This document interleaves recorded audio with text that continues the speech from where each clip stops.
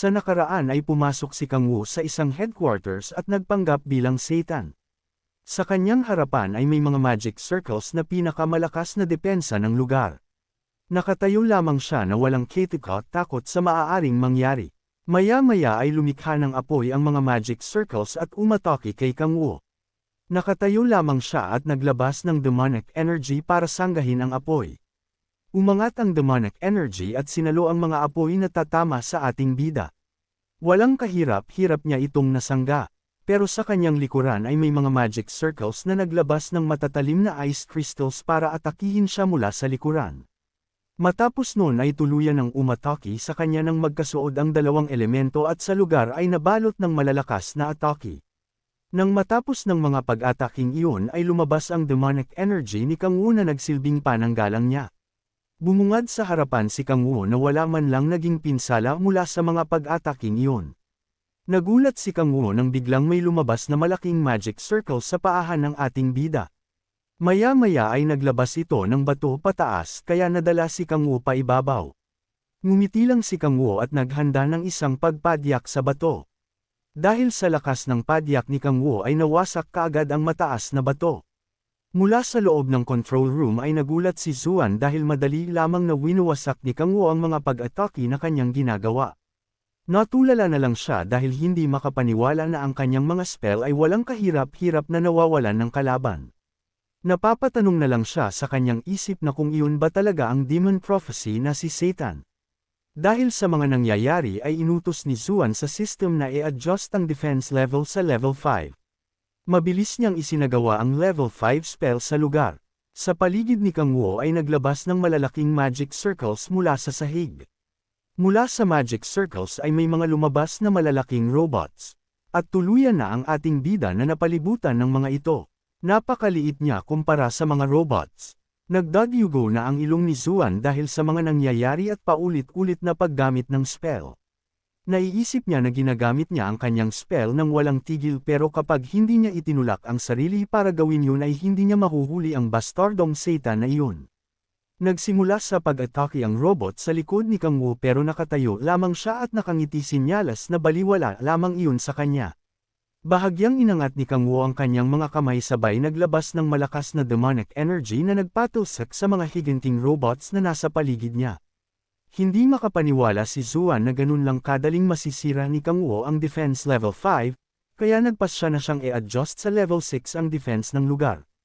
Sa isip ni Zuan na dahil gumamit si Satan ng major skill para ipawalang bisa ang mga higanting robots, ay sa palagay niya ay hindi nito magagawang sanggahin ang susunod niyang pag-atake. Naglabas ng malakas na atake ang level 6 magic circle patungo kay Kang Wu. Nakangiti lang si Kang Wu na inaante ang malakas na atake. Winahi lamang niya ang atakeng iyon kaya nahati-hati ito at lumiwas patungo sa iba't ibang direksyon. Dahil sa lakas ng atakeng iyon ay nagkaroon ng malakas na pagsabog sa paligid. Napahawak si Zuan sa kanyang dibdib dahil sa hirap na dinarana sa sunod-sunod na paggamit ng spell. Naiisip niya na nakakabaliw iyon, dagdag pa na kung isang pagkakamali ang paglaban sa Demon of Prophecy na si Satan. Pero hindi pa rin siya susuko.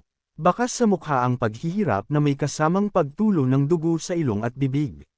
Kung gusto niyang kilalanin siya ng mga matatandang iyon na nagpal-ayos sa kanya ay kailangan niyang gawin ang bagay na iyon.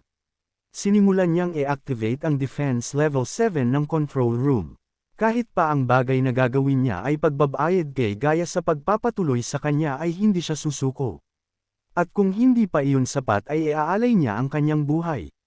Sumigaw si Zuan sa galit at inutos sa system na i-activate ang Guardian Sword. Maya-maya ay may nagsalita sa paligid ng control room at sinabi na sa tingin niya ay tama na ang paglalaro. Natigilan naman si Zuan dahil sa kanyang narinig. Natanong na lang niya kung saan nanggaling ang boses na iyon. May lumabas na demonic energy sa screen ng control room at maya-maya ay naglabas itong ng malakas na liwanag na sumulo kay Zuan at maya-maya ay nawasak ito. Mula sa harapan ay may lumabas na isang kamay at sinakal ng malakas si Zuan. Ang dumating pala ay si Kang Wu na tulugyang pinigilan si Zuan sa balak nitong gawin. Ngimiti ng pademonyo si Kang Wu at nagtanong kay Zuan na kung sa palagay ba nito ay mapipigilan siya ng mga laruan nito. Nang inig sa takot si Zuan habang sikal ni Kang Wu. Mungkahi ng ating bida na siya ang kamatayan, siya din ang wakas. Siya ang magulang ng may mga galit, at siya mismo ang kumakatawan sa galit mismo. Hindi na mahitsurahan si Zuan sa lakas ng pagsukol ni Kang Wu. Tumawa ng pademonyo si Kang Wu at sinabi kay Zuan na tandaan nito ang kanyang sasabihin, siya si Satan. Lumipas ang gabi sa Grand Canyon, nagulat sila sa kanilang nakita, dahil wasak ang kanilang imbakan ng gamit. Sa isang banda kunyaring nagulat ang pusit na si Kang Wu sa kanyang ginawa. Sinabi nila na nahuli na sila ng dating. Tanong ni Gaia kay Grace na kung ano ang nangyari sa lugar na iyon. Sa kanilang harapan lumabas si Zuan na madungis at puro bangas sabay humingi ng tawad kay Gaia, dahil hindi niya nagawang pigilan ang demon prophecy na si Satan. Tumingin siya ng seryoso at sinabi na may isang bagay lang na gusto siyang itanong. Yun ay saan nanggaling sina Kang Wu at Sehon. Tugon ni Grace na nauunawaan niya ang suspetsa nito sa dalawa, pero sina Kang Wu at Sehon ay kasama niya sa mga oras na iyon. Sinang-ayunan naman iyon si Gaia. Sa isang banda nakangiti lang na natutuwa si Kang Wu dahil nagiging maayos ang lahat. Noong mga oras na paalis na sila ay gumawa siya ng clone sabay tumalon siya sa banginsut ang Satan outfit para di mapansin ng mga kasama. Ang kanyang clone ay sumama kina Grace sa labas. Pero ang kanyang clone ay ang kaya lang gawin ay mga simpleng bagay gaya ng pagkain o pagsisalita. Kapag gusto niyang gumamit ng iba pang abilidad ay kailangang lumayo ng kanyang totoong katawan, kailangan niyang gumalaw ng palihim, at tama sa timing. Nagsiguro siya ng pagkilos noong si Sehon ang pinagkalong niya kay Gaia. Humingi ng tawad si Zuan kay Kang Wu at Sehon sa pagdududa niya sa mga ito. Ngumiti lang si Kang Wu at sinabi na lubos niya iyong nauunawaan. Sa kanyang pag-iisip na ang kanyang alibay ay perpektong naisagawa.